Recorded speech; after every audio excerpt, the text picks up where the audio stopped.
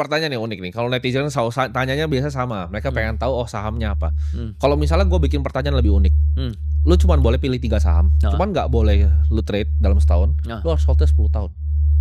Holdnya 10 tahun ya? 10 tahun. Kira-kira apa? Yang ini di sekarang, yang di pikiran lu aja. Tapi gue udah kondisi kaya seperti sekarang. Iya, kondisinya lu kaya seperti sekarang. Kaya seperti sekarang gue masuknya blue chip. Blue chipnya apa? 3-nya apa? Blue chip gue mungkin 1 Mandiri, 2 BNI, 3 BRI. Oke, jadi lu masuk 3 itu ya? 3 itu. Sekarang pun juga gue ada masuk 3 itu. Kenapa yang BUMN, bro? Bukannya berbahaya ketika misalnya let's say ini gue ngomong Wakanda ya, pemerintah Wakanda tiba-tiba mau hapus mikro punya loan, itu kan pasti asing hilang semua. Karena gue merasa pertama dividennya itu udah gede banget. Sekarang nih kalau lu masuk Mandiri itu dividennya 9%. Iya 9,5 bro.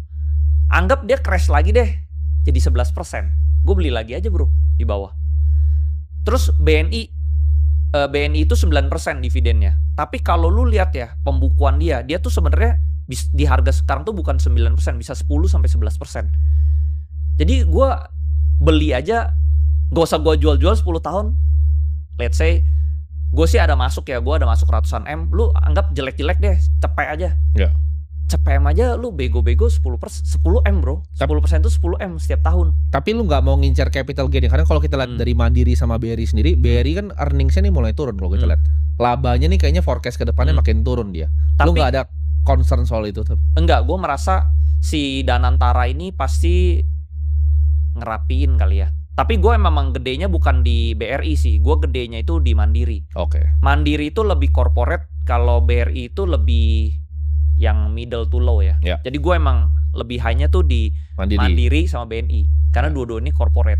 Nah jadi corporate masih aman kan. Jadi gue bego-bego nih. Terus udah gitu bro, ini kan kita podcast bulan Desember ya. Dia tuh bagi dividen bulan Maret bro. Berarti Januari, Februari, Maret. 3 bulan lagi kita dapat 10%. Bego-bego doang bro. Jadi gue itu sih. Terus mungkin ada jeleknya, misalnya ketakutannya misalnya bulan Desember ini ada outflow ya dari asing. Misalnya MSCI dirubah, lalu asing keluar, pasti yang terdampak kan mungkin blue chip terdampak kan, outflow kan. Terus dia jadi 12% misal dividennya. Sikat lagi bro, lebih banyak. Lu gak usah kerja bro. Lu mau setiap bulan travel pakai first class juga duit lu gak habis. Nah ini 10 M. Mungkin pertanyaan ini ada, gue tambahin lagi nih pertanyaan satu lagi. Itu kan tadi 3 saham buat 10 tahun. Kalau 1 saham sampai mati, jadi lu gak boleh ganti. Duit itu semua harus lu all in di 1 saham doang ini.